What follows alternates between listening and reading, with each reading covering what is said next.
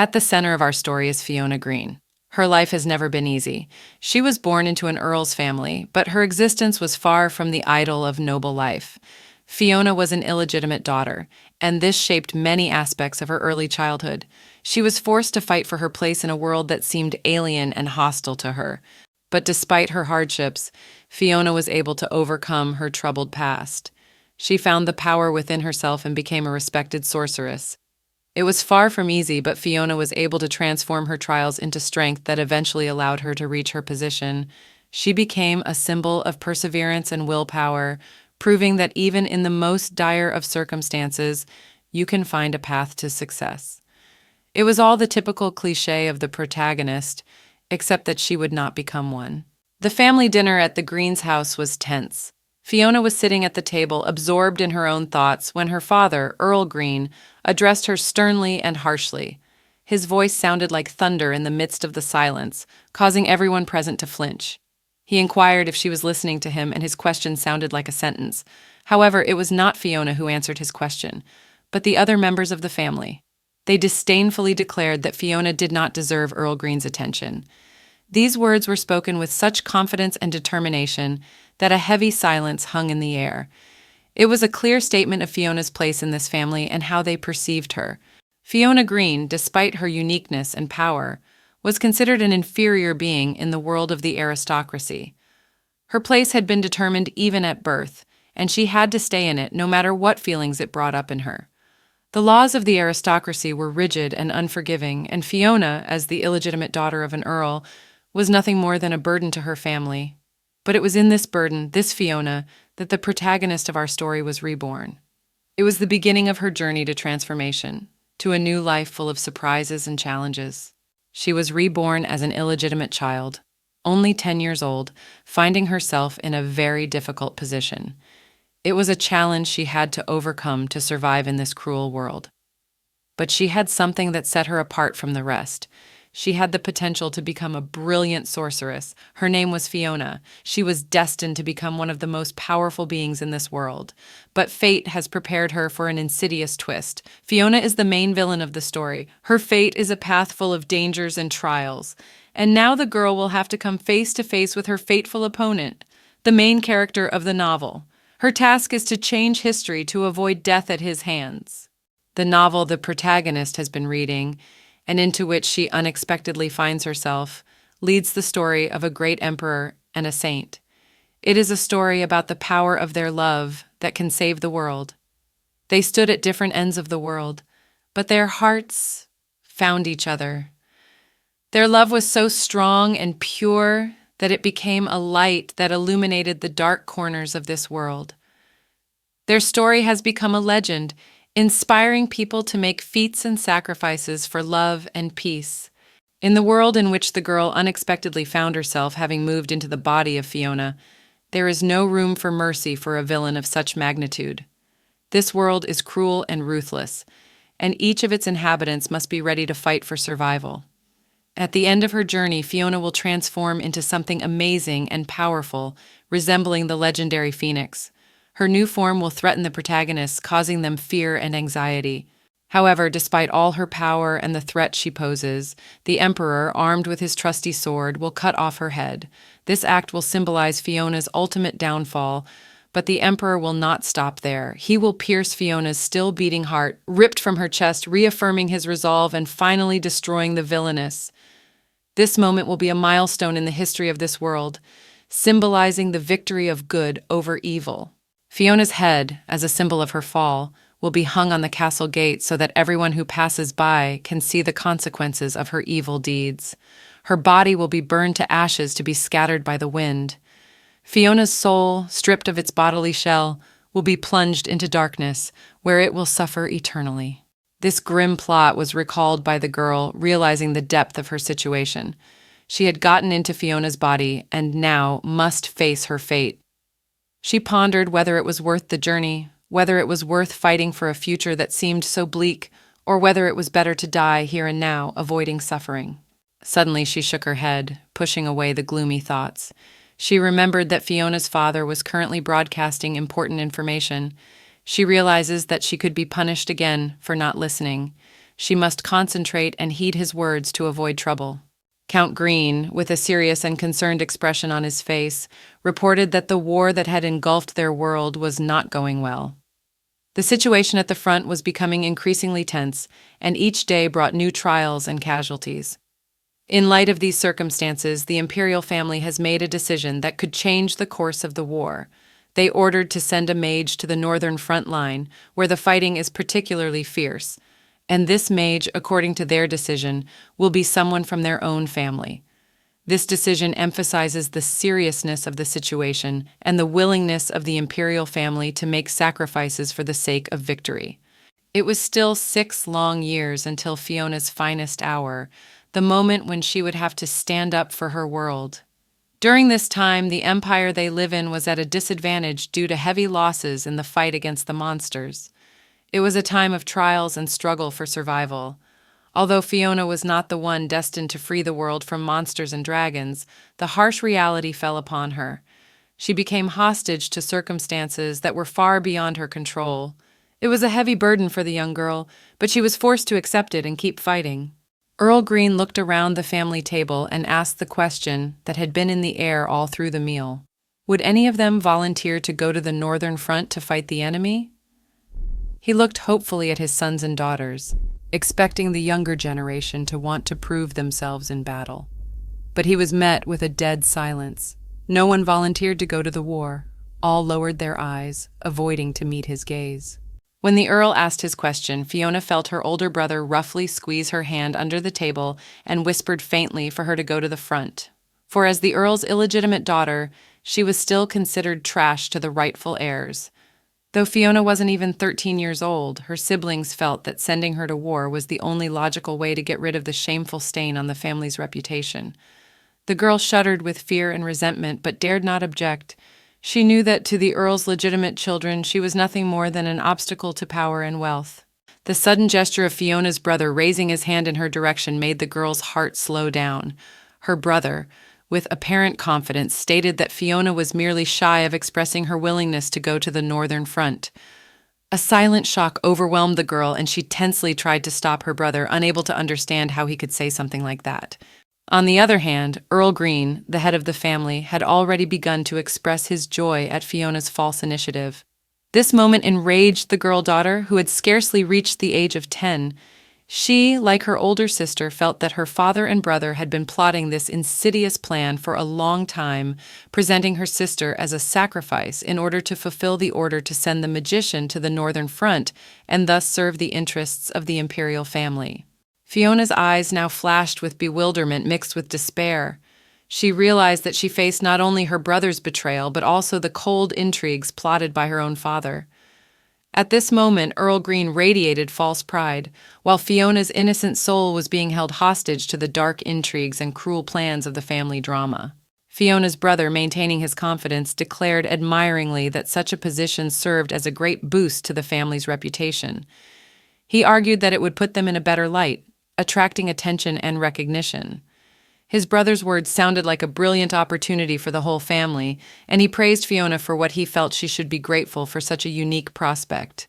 The sudden announcement by Fiona's sister that their brother deserved to be the successor to the family, while she herself was preparing to marry and a third brother was about to be engaged, created pressure on Fiona.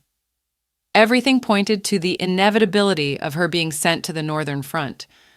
Family obligations were once again showing their ruthlessness, pushing Fiona into a desperate situation. She realized that she was not given a choice, that her decision had already been made for her. At that moment, disappointment and sadness flashed in her eyes, remembering how her father had never paid any attention to her, even refusing to teach her magic, declaring that a bastard had no right to do such a thing. This pain became an even sharper prick in her soul when she realized that now that help and support was needed, her family's back was turned once again. Fiona was still just a pawn in the game of power, caught in the middle of intrigue forged by her own kin. Thinking of her modest training in magic, Fiona gathered all her remaining strength and, exhaling, decided to try to resist the decision she had made. But as she looked up at her family, she didn't even have time to say more than a simple "I do." At that moment, Her eyes met with the four pairs of bloodshot gazes seated around the table. Those eyes were filled not only with dispassionate determination, but also with a guile that seemed to cascade over Fiona. The girl's heart clenched with helplessness as she realized that all her attempts to resist had already been predetermined to fail. In an instant, she realized that the decision concerning her fate had long since been made, and any words she spoke seemed but a shadowy echo of a majestic conspiracy. She had not even been granted the right to speak her mind, only the agonizing realization that she had become a pawn in an invisible game of power, where the climax of events had long since passed beyond her control. From the very beginning, Fiona was denied even the slightest chance of choice, for there was not a single soul in the sullen manor who could support her. Her only fate was predetermined by the cold cruelty of her birth family. In one short line of the novel, Fiona's horrifying backstory was clearly revealed. As an illegitimate child, she grew up receiving nothing but abuse from her family. This single sentence closely described the tragic path of a girl doomed in advance to family contempt and cruel ridicule. There was not even the slightest illusion of support or understanding in her world. That's why, facing the gruesome choice of going to war, Fiona, resigned to the circumstances, decided in favor of this harsh path. Even if she chose to destroy her entangled family, what awaited her would not be a shadow of liberation, but rather a harsh prison cage, chained by the chains of the past. Sitting with her head down, Fiona realized that the invitation to the family gathering was nothing more than an insidious ploy. The family, clearly not considering her as a person, inspired suspicion and deliberation. Why invite someone they didn't even perceive as part of the family? For the girl in Fiona's body, the sense of humanity was something of a stranger. She didn't find that attachment to ordinary life, as if her essence was devoid of warmth and belonging. This story of rebirth within the character transported her to a world where even a basic sense of humanity seemed something distant and unattainable. The girl's gaze was directed not only at the family paradox, but at the very essence of Fiona. She wondered, did the original Fiona feel as she did now? In a body that belonged to a girl who had never known human love, the original Fiona was probably also restrained by bitterness and resentment. She, like Fiona's inner abode, was consumed by irreversible choices and injustice, becoming the cause of her own tragic journey into the swamp of fate. However, unlike the original Fiona, the girl who took her place does not look at the world with resentment and sharp discontent. After all, this is her own creation, a world that she personally wrote and in which, as an author, she knows every line. In this world, she does not intend to weep at injustice because every turn of the plot was under her pen, and she bears full responsibility for her creations. As time passed, Fiona found herself on the northern front line, where the snowfall created an atmosphere of incredible fragility. She stood, eyes fixed on the snow-covered bastions of Duke Helen's castle. Here, in the midst of the winter gloom, she felt the weight of immense responsibility, for her character, the original Fiona, was consumed by the whirlwind of war in the north. In this castle, standing as a symbol of power and tragedy, the next act of her literary work would unfold. A fresh layer of snow, like a blanket, concealed beneath it the stories of heroes and monsters created by her own hand. The front line was ruled by a ruthless duke whose face spoke for itself. Just by looking at him, one could feel that he was the one who could rule in the darkest of the Demon King's castle. His eyes flickered with uncompromising power, and his every step seemed to echo with ruthless majesty. Walking through the castle in the company of a polite man, Fiona couldn't help but feel the pressure of this colossal structure. Everything about this castle, from its dark walls to its heavy atmosphere, expressed grandeur and power. The man politely showed her the way, and Fiona found herself in front of giant doors disappearing into the highest parts of the castle architecture. Raising her gaze to the ceiling, she could feel how every stone here held its own story, as if every detail was imbued with the dark annals of this place. Behind these doors seemed to be hidden not only the secrets of the Duke, but an entire world, mysterious and dangerous. Fiona prepared to step inside this gloomy castle and begin the next act of her literary saga. The door slowly swung open, and a bright line of light pierced the darkness, illuminating Fiona's raptured face. With that majestic look, she stepped inside, feeling the world of the castle come alive before her eyes. The picture that opened before her drew her rapturous gaze like a spell created by her own hand. The throne room greeted her with its splendor. Abel Halen, Duke of the North, ruler of this dark kingdom, sat on his throne like a snow prince. His white hair gave him a look of aristocratic invulnerability, and his haughty gaze fixed on Fiona, who was cowering before him, expressed contempt. The Duke, like the Lord of the Snowy Peaks, looked at her with contempt, as if trying to measure her steadfastness before his royal throne. Abel Halen, like an icy wind, declared that he had been promised a brilliant mage capable of turning the war in his favor, not the scrawny child who now stood before him. The Duke's words were like a blast of cold wind, penetrating to the bone, and Fiona, hands clasped uncomfortably around her, listened to his every word with confusion. The memory of Abel's past surfaced in Fiona's mind. She recalled his role in the future, becoming a mentor to Segan, the protagonist of her novel. Despite his harshness, Abel Halen was a character beloved by readers, and despite his chilling dislike now, he was always willing to help Segan in the future. This detail brought the Duke's cold demeanor to life in her memories, giving him more than just a lord of the castle. Despite Abel's youth at the moment, he still possessed a savage essence capable of a variety of cruelties, like fire flaring in his merciless gaze.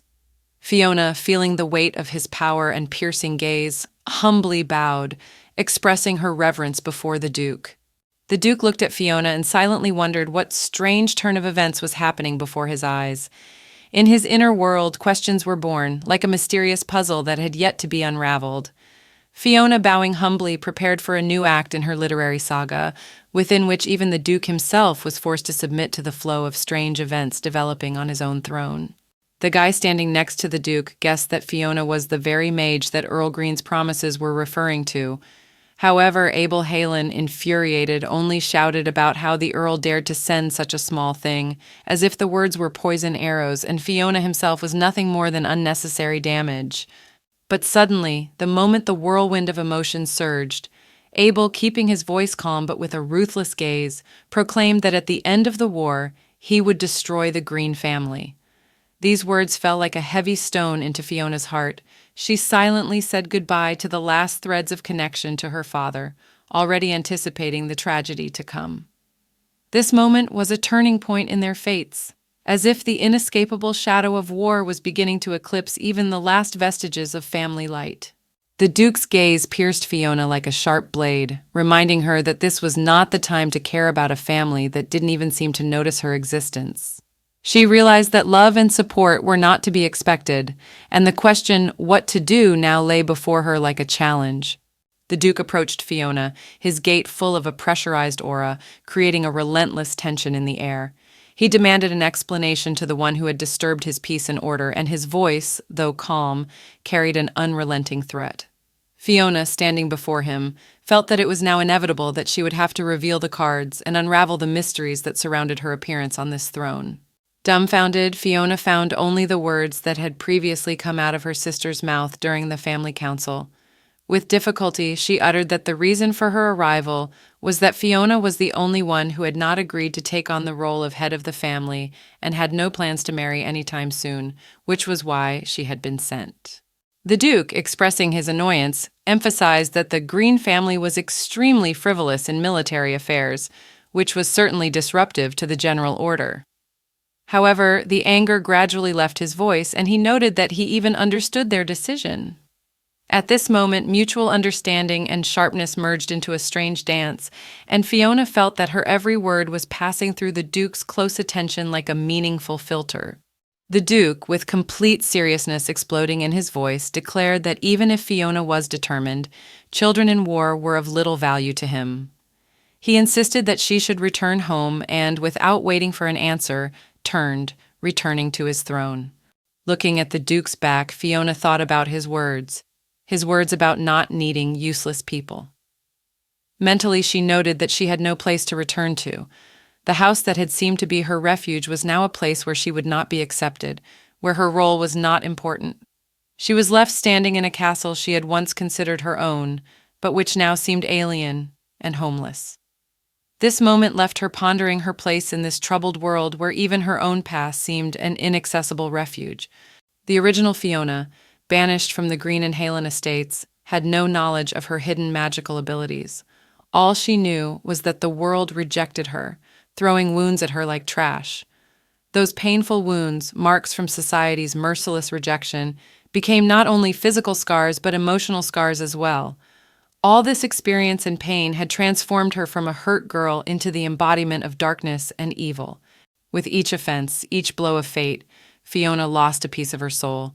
She became more and more fierce, ready to repay the world with the same measure she had been dealt. Thus, the wounds left by her sheltered society not only shaped her fate, but also made her what she became, a dark person, a villain created out of pain and rejection. However, the author of the book, realizing her new magical abilities in Fiona's body, was not going to be silent. She shouted at the Duke's back, warning him that she still had words to say. The Duke, raising his eyebrows with a phlegmatic expression, turned around to look at Fiona carefully. Unsurprised by his indifference, she stated that she was unable to fulfill the order to return home since she no longer owned the house. However, Fiona didn't dare to ask the Duke for favor directly. Instead, she asked only for a chance to earn her place in this gloomy castle where every step is a trial and every word sounds like a sentence. Fiona, sharing her plans for the future with the Earl, realized that the key to easing the situation at the front lay in the arrival of the protagonist. Knowing that his arrival would make the war effort more successful, she expected to survive until then and earn enough money to secure her secluded home in the countryside. The Count, in turn, offered to have Fiona do various jobs around the castle, believing that it would show her worth. However, with a proud look at the Count, she declared that she was going to prove her usefulness not just through labor, but as a mage who could contribute to this war. Fiona decided to use her magical abilities not only for her own benefit, but also for the castle, becoming an integral part of it and partially making her intentions a reality. The Duke and Fiona stared at each other, silence filling the room like a thick veil of unspoken thoughts. The Duke's gaze expressed displeasure and bewilderment at what the young mage had just said. Questions were born in his mind, clashing with the absurdity of the situation. At this time, Fiona was seized by the frightful pressure of what was happening. She feared that the Duke, having read in her something incomprehensible and strange, would nevertheless decide to get rid of this mysterious figure by throwing her out of the castle. But in that inexpressible silence, where uncertainty and inevitability hovered, Fiona stood resolute, ready for whatever was to follow. Suddenly the Duke grinned, as if the inner darkness of his soul had been illuminated by a brief glint on his face. Stretching his dark-gloved hand straight toward Fiona, he slowly approached her, and her scarlet eyes looked down at him, testing yet cautious. The Duke touched the mage and laughed lightly, as if revealing secrets that had just been incomprehensible to him. He declared that it was the funniest thing he had heard in his long life and praised Fiona for a good joke. In that instant, the dark atmosphere of the castle seemed to part, and the Duke, laughing, allowed Fiona to stay. An inner dialogue where secrets intertwined with comic perception created an unpredictable development, leaving Fiona in the castle under the marvelous gaze of the Duke, who at that moment seemed to her some mysterious partner in the dance of fate. The Duke took her hand with a surprisingly soft expression, as if showing something that was hidden far inside his cold heart. Saying that he was giving her one chance, he added that she should now go forward. It was a metaphorical challenge in which the Duke was not pointing her in a particular direction, leaving her free to choose. Jaren, standing nearby, led Fiona into the room, and when the door opened, the girl found herself in a completely different world. The spacious room was very different from the cramped attic she had been forced to live in up until that point. The wonder of Fiona's frozen gaze painted the wonder of the change that opened before her eyes. This was the place where she could perhaps begin a new chapter of her life and prove her worth in the Duke's eyes. Back in the throne room, Jerome and Duke Abel were having a serious conversation about Fiona and the whole complicated situation they found themselves in. While discussing the prospects and possible solutions, suddenly the Duke made the decision that the girl would be sent to the second wall in a day. This announcement shocked Jerome greatly, leaving him with many questions and worries. Jerome thought about how dangerous a place the second wall was. This place was notoriously unsafe, full of demons and other threats. The grave shadow of the future event they would send Fiona to made Jerome realize that they were facing not only a difficult situation, but also the inevitable dangers that might lie in their path. Duke Abel rose from his throne and headed for the window, summoning Jerome's inner peace. He assured that he would go with Fiona to the second wall, preparing for his own participation in this risky venture. Once Jerome had calmed down a bit, however, the Duke suddenly uttered the depressing words. If Fiona proved useless, he would personally destine her to the demons as fodder. Meanwhile, Fiona settled on the bed, absorbed in her thoughts about the pressure the Duke was putting on her. In his eyes, she felt like his prisoner, succumbing to his power. This uncertainty and threat made her shrink with inner tension, as if she were a cornered victim in a dark part of the castle. Fiona was stunned by a character from her own novel, Duke Abel. She felt a mixture of fear and incomprehension in front of this mysterious and powerful man. Everything she knew about the war floated through her mind like foggy images. But tired and drained of energy, she finally drifted into sleep. 2 days later, they set off for the second wall. Fiona rode in the carriage, her mind mesmerized by the scenery outside the window. Suddenly, Duke Abel rode up to her, interrupting her musings. He stated that it was time to confirm her words, and she sensed new trials and tests ahead of her in this unpredictable world she was only beginning to understand. Fiona gazed at Abel, noting with irony that, though she was the author of the character, his charming appearance was all she had managed to squeeze out of her imagination. The Duke, with a smirk, asked Fiona if she was scared to go to the second wall. However, she looked him in the eye and simply replied that there was no point in being afraid. There was a confidence in her words that seeped through the vague fear and ignorance of the events to come. At that moment, she stood before the Duke like a mirror of her own creation, where the reality of the world was intertwined with what she had created in her novels. In fact, Fiona was extremely scared. She is a 21st century human, and now she was to fight demons, facing dangers she could only dream of in her novels before. The only reason she remained calm was necessity. She realized that if she failed this challenge, loneliness and helplessness awaited her on the streets of this world. The Duke emphasized that he would not protect Fiona, warning that she was facing possible death. But Fiona, keeping her inner fire, answered him that it was not a problem. There was a determination in her words, a lack of fear of death. She realized that she had no choice and was willing to face danger head-on, even if it meant risking herself. In that moment, she became not just a character in her novel, but a living person facing real challenges, even if they came from the world of her own imagination. The most frightening thing for the protagonist is the prospect of a future without hopes and dreams. She does not care how she dies. In any case, death seems to her a better option than uninterrupted suffering in life. She was extremely disappointed that fate led her to the role of Fiona rather than some minor character. The second wall proved to be an extremely dangerous place. Immediately upon their arrival, the noise of war already filled the air. Demons were attacking, battalions were taking positions, and there was a threat in every sound. It was a living hell where every moment could be the last. Fiona and the Duke witnessed the ruthless reality of a war that transcended the pages of her novels and was a cruel test of her resolve. Fiona stared in amazement at the events on the second wall. She couldn't believe such hasty action and gingerly asked the Duke if what was happening was some kind of gesture or a prepared joke designed to intimidate her. However, the Duke, without the slightest sign of a joke, simply turned to the girl and stated that their arrival coincided with the right moment. He emphasized that this was her opportunity to prove her worth in this extremely tense environment. Fiona was left with unresolved questions and a sense of uncertainty, but the opportunity to engage and show her strength in the face of the enemy was before her. Fiona inwardly gathered her last drops of resolve, knowing that a great impression was required of her. She could feel the pressure of circumstances building, but her fervent heart was searching for a way to show her worth in this harsh world of the second wall.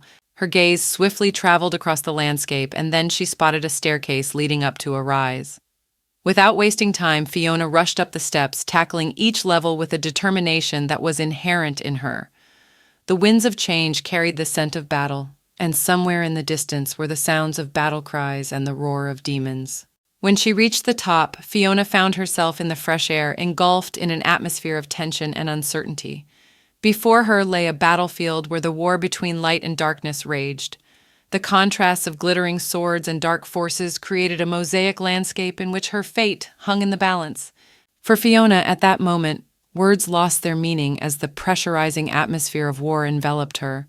Her eyes, widened with wonder and horror, could not tear themselves away from the grim carnage. The reality of the war was far from the romanticized images that modern society had sculpted, immersed in the naive dreams of the 21st century.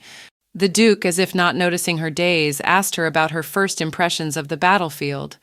But Fiona was closed in her thoughts, unable to utter a word. A picture of horror unfolded before her. Bloody carnage, corpses, the ground damp with blood and plasma. The world she had written about in her novels had become a harsh and ruthless reality, where the flowers of military glory gave way to the dark shadow of death. The screams of the soldiers penetrated her soul like prickly needles, evoking powerless despair, the voices demanding help and calling for the burning of the monsters' corpses to prevent them from regenerating, merged into a grim symphony of war. It was a melody that could undoubtedly be described as the most horrifying in the world.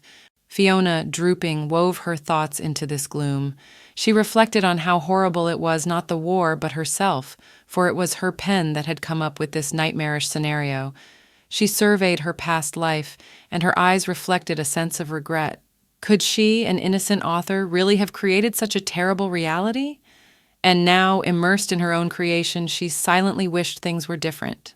The Duke, whose gaze was mocking and haughty, could not refrain from making a mocking question to Fiona. He apparently assumed that she was simply frightened by the horror of it all, and good-naturedly suggested that she return home, where she would probably be more comfortable and safe. At that moment, however, Fiona did not submit to this compulsion. Gathering the magic in her hands, she was determined to put an end to the chaos that she, as the author of this world, had consciously or unconsciously created. Her eyes shone with the bright light of determination, and she looked at the Duke with a firmness that said that she was not just afraid, she was ready to become the executor of her own creation and confront all the challenges of this cruel world. The level of magic Fiona possessed was not only measured by her talent, but also by the amount of mana her body was capable of controlling. In this world where strength depended on the amount of mana possession, Fiona was a true magic professional. The talent bestowed upon her by the author of this world turned 10-year-old Fiona into the strongest mage at such a young age. With her magical potential, she was capable of causing large-scale disasters by creating elements at will. Thus, while standing on the battlefield, she gathered the power of thunderstorms. Her magical energy awakened lightning bolts that struck the entire battlefield with fury, exploding in sparkling discharges with sparks dancing in the air. This whirlwind of elements was her response to the challenges of war, showing her magical power and gift to all. The first use of so much mana left Fiona elated. The joy that the experiment had ended without undesirable consequences pierced her heart. Exhaling calmly, she felt filled with power and new possibilities. Amazed by her strength, the Duke took Fiona in his arms as if she were living proof of something divine. Rapturous words came from his lips, calling the event a true divine punishment. This moment remained in her memory as an encounter with untold power, as a transition from doubt to certainty, and Fiona, resting in the Duke's arms, felt her destiny in this world begin to intertwine with magic and majesty. The Duke, seeing a mage with two skills for the first time, expressed his admiration and did not hide his surprise. The question of Fiona's age inevitably arose, and he, with a smile, asked if she was really a child. Fiona, while agreeing that her young age was hidden behind her impressive magical abilities, thought that perhaps her fate would take an unexpected turn, for in her possession of great magical powers something darker and more mysterious loomed. The Duke, amazing and mysterious in his own right, stepped forward, still carrying Fiona in his arms. She felt as if she were standing on the very edge, and anxiety flashed inside her. She feared that another step by the Duke could lead to disaster, that Abel might possibly throw her down as an insufficiently successful ally. That moment filled her soul with an April wind, chilling and a harbinger of change. The Duke, without taking a risky step forward, only emphasized to Fiona that the demons were retreating, and their joint observation revealed a view of a bunch of beast-like demons slowly retreating into the unknown. This moment, where they witnessed the fall of the dark forces together, was Fiona's untold reward for her efforts. Fiona gazed admiringly at the departing demons, feeling that for the first time since her arrival in this world, or rather in the world of her novel, she had accomplished something great. Her eyes sparkled with gratitude and pride at the power she had just displayed. This moment signified not only a victory in battle, but her return to a sense of her own greatness in this magical world. Suddenly, Fiona noticed that all of the soldiers' eyes were fixed precisely on her, the maiden whose magical powers had saved them by unleashing lightning bolts that illuminated the battlefield. The moment left her in the spotlight, and she could feel everyone's eyes on her as if she were something amazing and awesome. Fiona, undaunted by her naturalness, waved at the soldiers with a smile, thanking them for their respect. At the same time, it occurred to her how strange it was to wave from a height while in the arms of a duke. This awkward detail made her smile, reminding her that even in the world of magic and war there was still room for the unexpected and comical. Suddenly, an oration of joy and gratitude exploded in front of Fiona. The soldiers, raising their hands to the sky, shouted with happiness and adrenaline, for they had managed to survive this hellfire of war. Delighted cries filled the air, becoming music of triumph. Fiona, with a radiant and charming smile, turned to the Duke with a look that asked the question, had she done it? Her eyes reflected not only joy for the rescued soldiers, but also a slight surprise at her own feat. Abel Halen grinned and slowly set Fiona on the ground. At that moment, Fiona felt goosebumps climbing up her back. She was back on solid ground, free from the storms of magic and war. Duke Abel, with respect and warmth, placed his hand on her head. Stroking it, he officially welcomed Fiona into Halen. This gesture was a symbol of not only recognizing her magical prowess, but also joining the circle of prominent individuals of this fantasy world. Fiona, enveloped in an aura of attention and respect, gazed into the Duke's eyes, feeling her reality continue to be transformed by the magic of this marvelous world. With a wide smile, Fiona closed her eyes in happiness, as if she had just accomplished something great. At that moment, her heart was filled with joy that Duke Abel recognized her magical abilities and greeted her with respect. However, when the Duke suddenly stepped back, a sudden thought flashed through Fiona's mind. He had just called her by her first name. This realization flashed through her like a little secret unfolding in her mind. All this time he had been calling her baby and little one, not because he didn't know her name, but rather because of his niggling habit. It was not only a recognition of magical ability, but a subtle touch of their personal intimacy in this enchanted world. For the next month, Fiona lived like a fairy tale, surrounded by the care and attention of the servants. After all, she was the only child in the castle, and moreover the mage who had saved the second wall. This was the reason why all the staff cared for her as if she were a precious treasure. Her servants gave her special attention, fulfilling her requests and catering to her every whim. Her days were filled with exquisite meals, luxurious dresses, and all sorts of entertainment, emphasizing her special position in the castle. Each passing day became a new page in her own fairy tale, where she was not only a wizard but also a princess, the ruler of this magical place. Even Duke Abel took special care of Fiona, ordering the servants to fatten her up. He felt that Fiona was too small for her 10 years, so she needed to get all the nutrients she needed for proper growth and development. Thanks to Abel's care, Fiona's pockets were always filled with goodies. The servants carefully made sure that each dish met not only her taste, but also her dietary needs. She enjoyed a variety of flavors, and her joy was genuine. This kind of care created an atmosphere of carefree happiness for her, turning her life into a real magic. Under the vaults of the gloomy castle, Fiona suddenly came upon Reborn. His emaciated appearance and slow movements made her associate him with the living dead. Fiona realized that his recent preoccupation with Duke Abel had probably taken its toll in the form of fatigue and despair. Not wanting to be passed over, Fiona lightened the mood by offering Geron a candy, something human in his grateful gaze, and he told her of his recent difficulties. Abel had just assigned him to a mission of great responsibility, the defense of the fourth fortress wall, which the demons had attacked earlier that morning. In anticipation of a new wave of demonic attacks, Fiona found herself on the thorium wall, where she was able to improve the situation a bit. But despite her efforts, the mournful news from the other fronts carried like grim tidings from distant kingdoms. Fiona's heart clenched with the weight of sadness and ignorance. How could it be tolerated for so many years in a row? 6 years soaked in fear and chaos as a chapter in a novel remained an undeniable reality for Fiona. All the while she had been in charge of her character's fate, she could not have imagined that the shadow of demons enveloped the world with such terrible tenacity. When she met Jeroen, she realized the tragedy of the situation and offered to help him. With these dark forces, whose reality harbored the threat of uncertainty, Fiona decided to confront them with someone who had already experienced the full weight of war. Jeroen looked at her with a questioning gaze and asked if she could handle the challenge ahead. Fiona nodded without hesitation, filling the air with determination and hope for a change. Jaren's concern had found its origin the moment Fiona had first felt the vibrations of fear when confronted with the demon's corpse. The difference between the view protected by the castle wall and the reality of the horror up close was overwhelming. Fiona, whose eyes were accustomed to the majestic castle, was unprepared for the gruesome distortions stemming from the demon war. From the moment she saw the terrible signs of their invasion, Fiona sensed how thin the line was between the safety of the walls and the threat at its very center. To avoid losing herself in this madness, she decided to take Duke Abel into her care. His company became an integral part of her, a steadfast shelter in a world saturated by the storm of battle.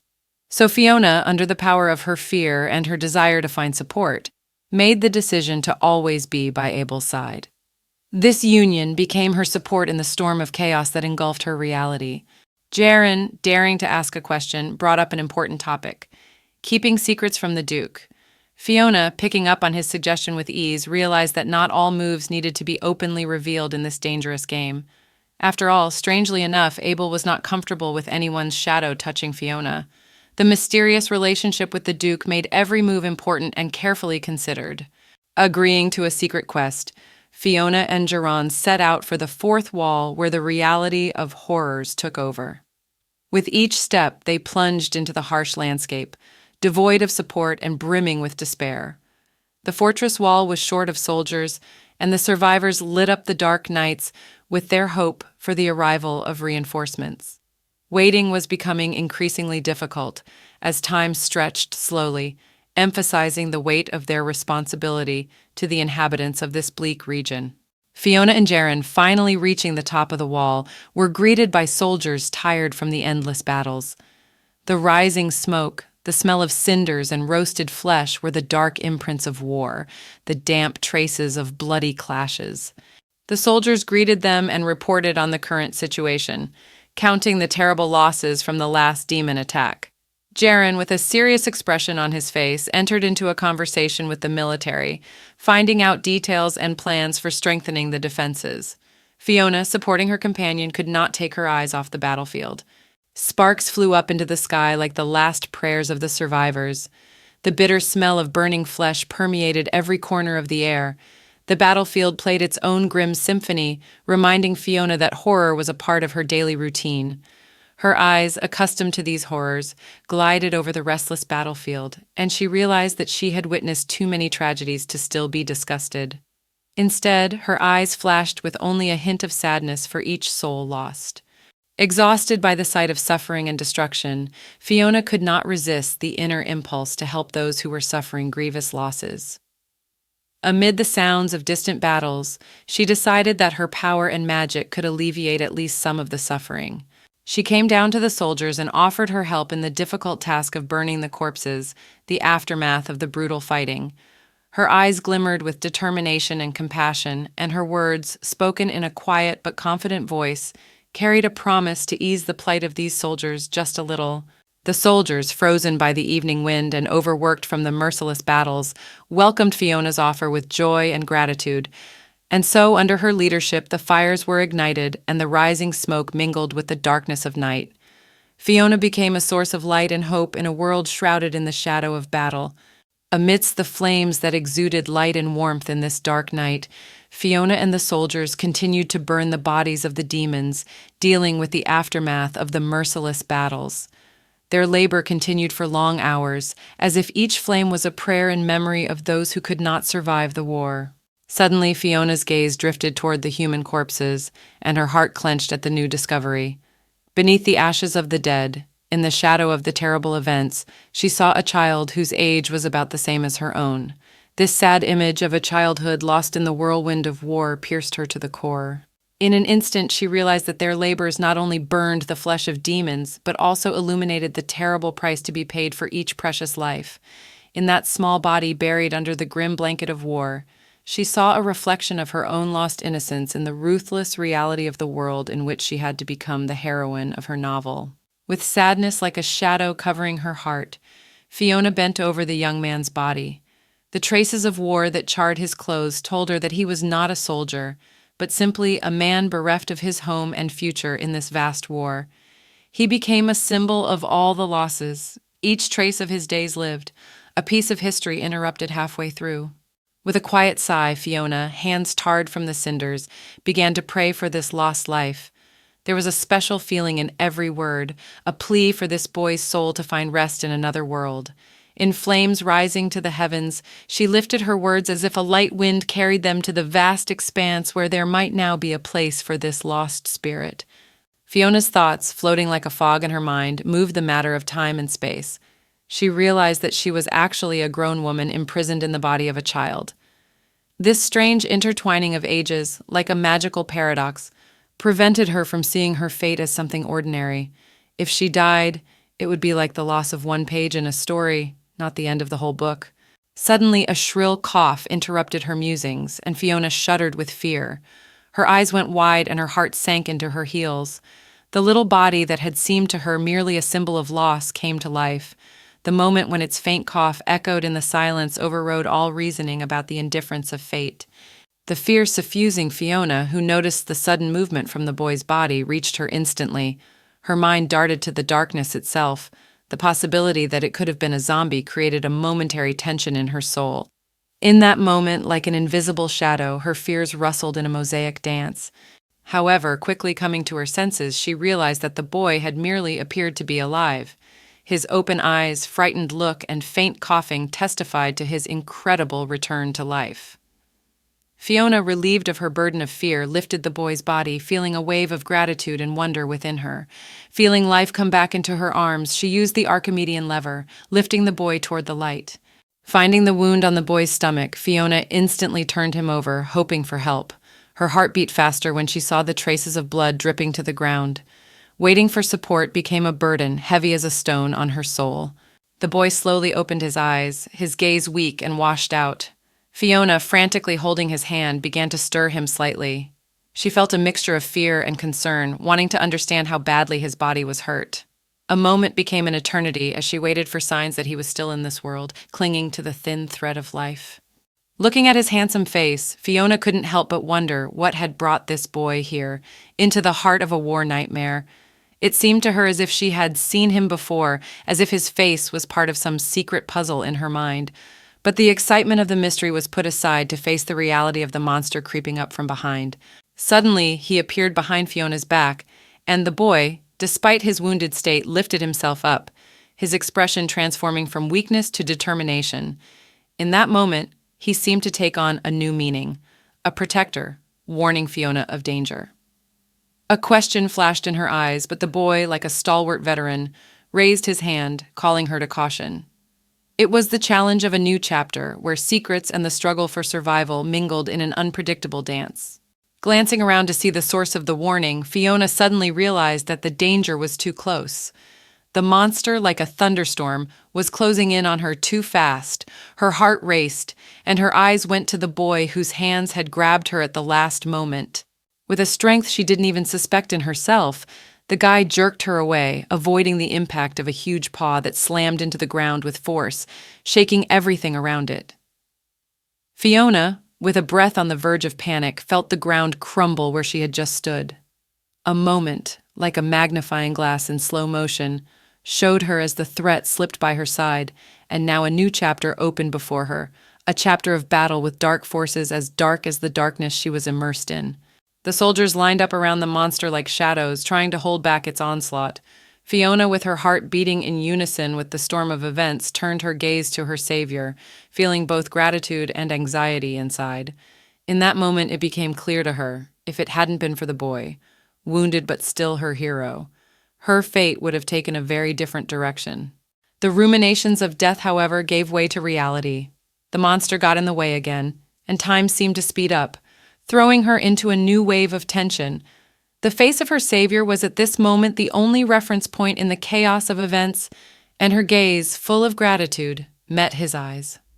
Now, deprived of the opportunity for reflection, Fiona was ready for the next chapter of this epic story, the fight against the darkness embodied in the threat before her. Looking at the fallen boy with his serious stomach wound, Fiona realized that with him she would not be able to dodge the giant approaching with every second. In that moment, as the giant's hand loomed over her, she felt her strength transformed into something more, something capable of facing this dark challenge. Her heart beat faster, and inner energy permeated every cell of her being. With a slight movement of her hand, she summoned a vortex of electricity magic that struck the monster with a powerful blow. A flash of light and sound accompanied this majestic phenomenon, and the giant was momentarily stopped in its tracks. Fiona realized that at that moment, she was not just a girl in a child's body. She had become a mage with powerful powers, and her soul shone like a star in the darkness. This blow was the answer to the challenge of darkness, and in this flash of light and magic, she found the power that would help her through all the trials of this fantastic world. The expenditure of so much mana had not gone unnoticed by Fiona. Her body, which had emitted streams of energy in a stunning act of magic, now seemed exhausted and vulnerable. Although her condition was quite pitiful, she realized that the price paid for this great strike against the monster was inevitable. But at this moment, as she stood before the little hero who had come to life from the pages of her own novel, the fire of determination flickered in her eyes. Fiona moved closer to the boy, feeling the effort each step required, and her gaze pierced inside his soul.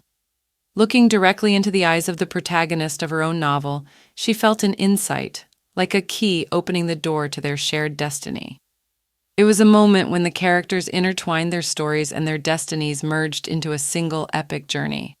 The realization that Sigrun, the main character in her novel, was standing in front of her raised a bag of questions. It was still a full 6 years before her own plot began, however, and Sigrun's presence on the fourth wall confused her. What was he doing here? Why was he in this place so early? A moment came before her that perhaps lay beyond her own perception of the plot. She assumed it was the time when the protagonist Sigrun met Abel. However, a sudden halt to her thoughts reminded her that this was no time for such musings.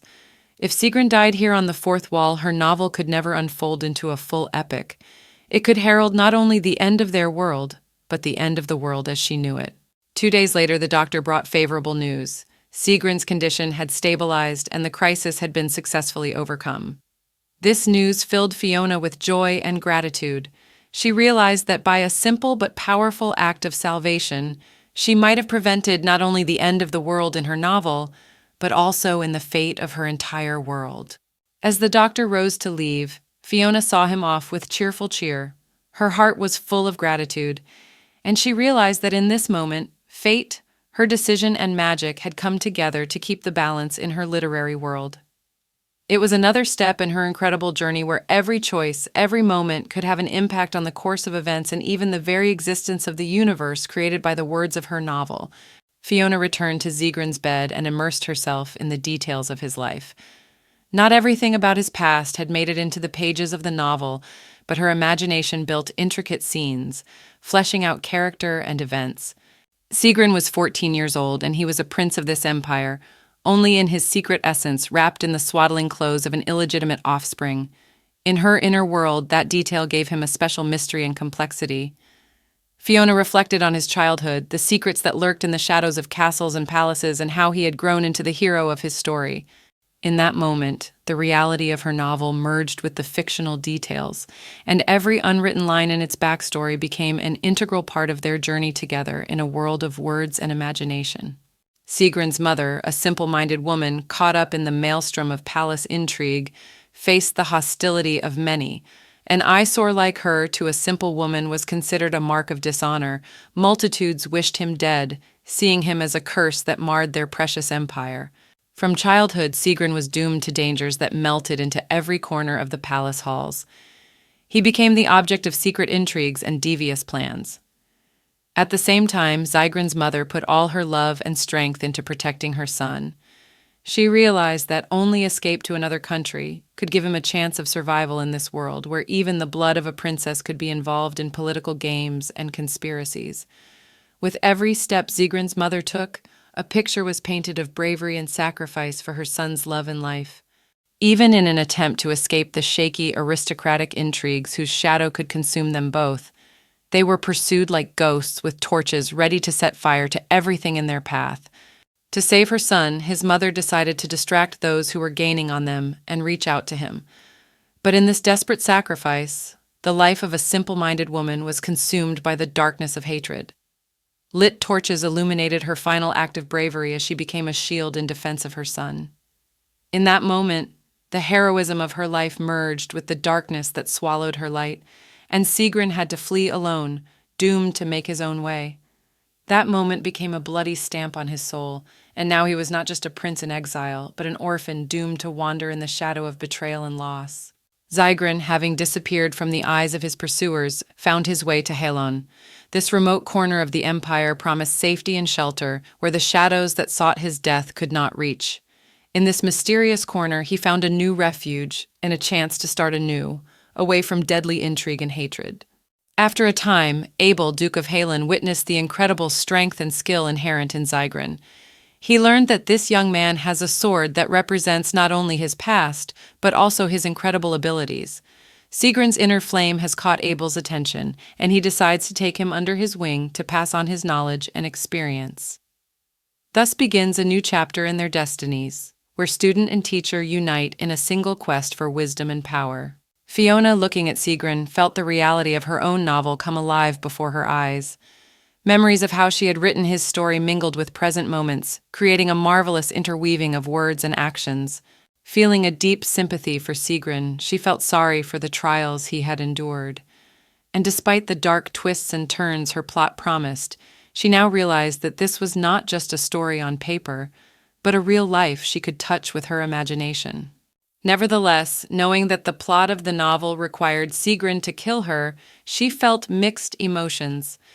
With this knowledge, she wished to befriend him, for despite the plot commitments, real-life connections could possibly transform the fate of the characters.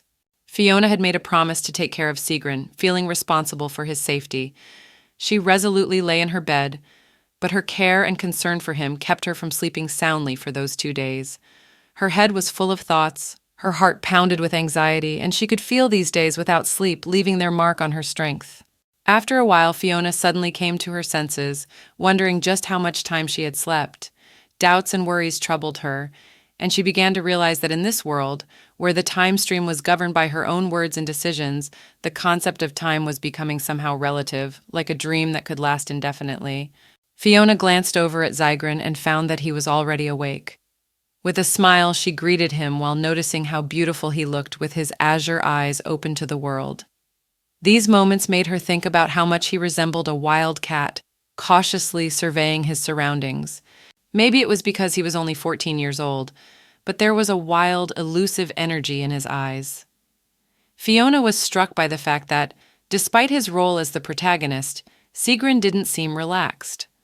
There was a steady wariness in his demeanor, as if he were always ready for a new adventure or challenge of fate. Zygrin asked a few questions, eager to familiarize himself with his surroundings and understand where he was. However, among the many questions, one stood out. How did I survive? This question, like a clue to the past, sounded insistent and exciting. Fiona, watching his gaze, reflected that Zygrin was a true hero. He didn't remember saving her from the giant, indicating an unconscious display of his heroic abilities. This moment revealed a mystery. How could one be a hero without realizing his feats? How could one save others without even remembering what he was doing? Sigrin's fate, like his memory, proved to be full of mysteries and riddles that Fiona was determined to unravel. Fiona told Zygrin that she had brought him to Castle Halen with the hope of curing him. In response to her words, Sigrin expressed a strange face full of incomprehensible emotions. Despite his reaction, Fiona was mainly concerned about his physical condition. She realized that even though Sigrin was the main character, he was still a child. There was a huge gap between her imagination and reality. This boy with his mysterious past and memory loss was far from the ideal hero from her novels. Fiona's anxiety grew as she realized that she was not just a character in her imagination, but a living creature who had experienced real suffering. Fiona, as the creator of Sigrun's destiny, carried on her shoulders the enormous burden of guilt for his wounds and the tragic past she had imposed on him with her pen. Her heart burned with the fire of regret as she inhaled the scent of languid roses and the haze of past mistakes. Her heart was moved with compassion, and she decided to awaken some vestige of humanity in Sigrun. But the touch of her hand was met with a desperate rebuff from Sigrun, who shouted for Fiona not to touch him. The dark shadows of the past, spilled in ink by her words, became alive again in his memories, forcing him to reject any attempt at comfort. The tension in the air became palpable, as if the winds of change carried the traces of complicated histories. Fiona, faced with rejection, realized that trying to reconcile with Sigrun's past carried its own difficulties.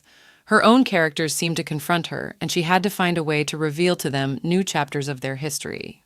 Fiona, scrutinizing Sigrun's every cry, boldly asked him if anything hurt. But in response to her caring question, he only continued to scream, insisting that he would take care of himself. Undaunted, she decided to try another way. With a light touch of her finger, she touched his side, as if offering a peaceful gesture instead of words. But instead of responding to her sign of attention, a sharp pain shot through Sigrun's body like a bright flash in a dark room. His scream was cut short, giving way to a moment of silence filled with heavy breathing. Fiona, sensing the stubbornness and rebelliousness of 14-year-old Sigrun despite her caring attempts, sensed that his resentment came from more than pain and dark memories. There was an indefinable but clearly adolescent pretension in his cries. Fiona's light touch on his side suddenly turned into more than just physical pain. It reflected the inner rejection and resistance characteristic of rebellious teenagers who aren't always ready to accept the care and understanding of adults. Fiona, steadfastly accompanying Sigrun through the intensive treatment, firmly stated that it was important for her to know if he was in pain. But in response to her caring words, he simply turned away, as if unwilling to give in to someone else's care. "I don't need you to express concern for a stranger," Sigrun said, a certain disgruntled haughtiness in his voice. At this point, she felt she was facing not only physical pain, but emotional walls behind which lurked her own doubts and dislike of the stranger's interference. Fiona simply smiled, reminding Sigrun that he was the one who had saved her, and therefore she had good reason to care for him. Her smile flashed with gratitude and a warm feeling that showed that care and attention were not only important in times of need. This moment of tenderness, however, was broken by the appearance of Duke Abel. He said with a touch of irony that it was too early for a child like Fiona to claim a man's house. These words pierced the atmosphere like prickly needles, giving a sharp sense of displeasure. Fiona, despite her youth, accepted the Duke's challenge, ready to prove that she was capable of making her own decisions and shaping her own destiny, despite external prejudices. To this, Fiona parried monotonously, arguing that Sigrun was a boy, not a man, but Duke Abel simply replied that it was the same thing. There was a kind of cold certainty in those words, as if he was denying any significance in the man's age or gender. Fiona, feeling the tension in the air, realized that the Duke was in a bad mood. She decided not to delve into an unpleasant conversation and monotonously asked why he had come. Her voice sounded like a calm response to the storm, as if she was prepared for any trouble but was not going to give in to an emotional attack. Abel stood in front of Sigrun and said that he had come because of this brat. He said it in a dismissive tone, as if he were talking about an unnecessary and unsuitable element. Following this, the Duke dropped the phrase that while he was gone, a second ballast had appeared. There was irony and piercing truth in those words. Fiona, embarrassed to realize that Abel had included her in that abrasive term, realized that reality had become distorted in his gaze. In his paradigm, she was the first ballast, adding something to his world that he apparently considered superfluous and a heavy burden. Fiona, showing her determination, declared that Sigrun would be treated in her room, as the wound was too serious for simple medical procedures. Her voice sounded like an order, reflecting her firm confidence in her decision. Abel, however, did not relent, and with a smile that remained calm, asked who Sigrun was working for, as the man did not look like someone from his own lands. There was a noticeable undertone to his question, as if he was trying to unearth Sigrun's secrets and past connections that might not be known to him. Fiona was as curious as she was to find out who Sigrun was working for, and that's when he confessed that he was a member of Carl's mercenary squad. This confession broke new ground in their relationship, revealing a part of his dark past. Abel, however, did not show the delight expressed in his cold words. He asked if Carl's squad had stooped to recruiting such brats, creating tension between them. His question sounded dismissive and doubtful of Sigrun's qualifications, as if the Duke was questioning whether the young mercenary even belonged to such a prestigious squad. Fiona, whispering to Sigrun, revealed to him the secret that Abel was the local Duke. Sigrun frowned his eyebrows as if considering possible scenarios for the outcome of this information. Fiona, however, not wanting Sigrun to sink into gloomy thoughts, poked him in the forehead. This light poke was like a wake-up call that brought Sigrun out of his sad musings and removed his nervousness. Her action was like a gentle reminder. Don't think about it now. Be here and now. Fiona wondered how obsessed she was with Sigrun, if even this side of him seemed nice to her.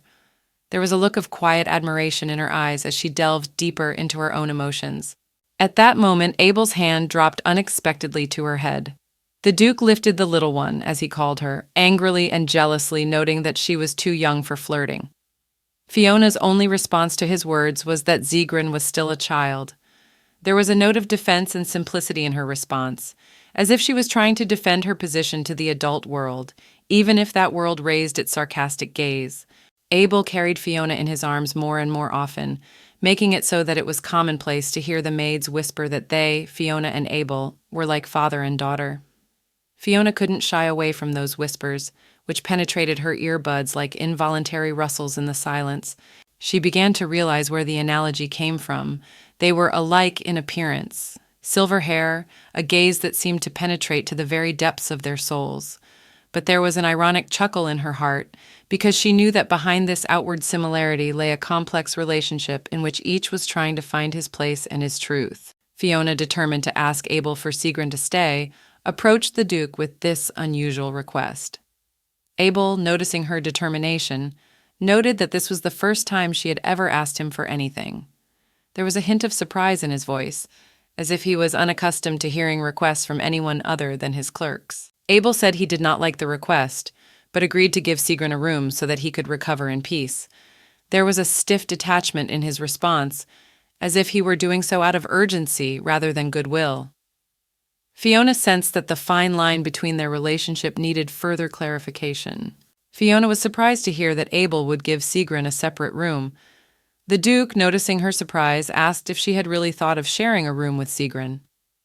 There was a slight sneer in the question, as if Abel were lifting the veil of unspoken thoughts, hinting at possible intrigue. Upon hearing this news, Sigrun, not hiding his surprise, asked what was wrong with Fiona and how well off she was. There was concern in his question, mixed with some anxiety, as if he were trying to decipher secret plans that might have affected their recent fragile relationship. Fiona, with sadness in her heart, noticed that they had just met, but Sigrun already seemed to hate her. This unwitting rift in their relationship painted a shadow in her perception, a foreshadowing of difficult trials in the new world. Despite these moments of sadness, however, it didn't matter much to Fiona.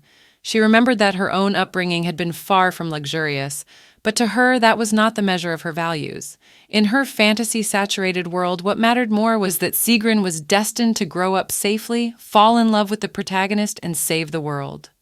These aspects of her story turned every challenge into an adventure and every pain into a chance to win. Fiona herself, as the one who created the idea of Sigrun, felt like an outsider, feeling a mother's love for him. The character became part of her imaginary world, and she followed his fate with warmth, experiencing his every adventure as if he were her own painted child. Abel, on the other hand, was causing Fiona some unease. She realized that his tone was the same as it had been before, but he seemed softer toward her. This uncertainty between kindness and malice in his demeanor confused her. Fiona tried to puzzle out which path this Duke was on, and sometimes her own feelings for him became a mystery being revealed piece by piece.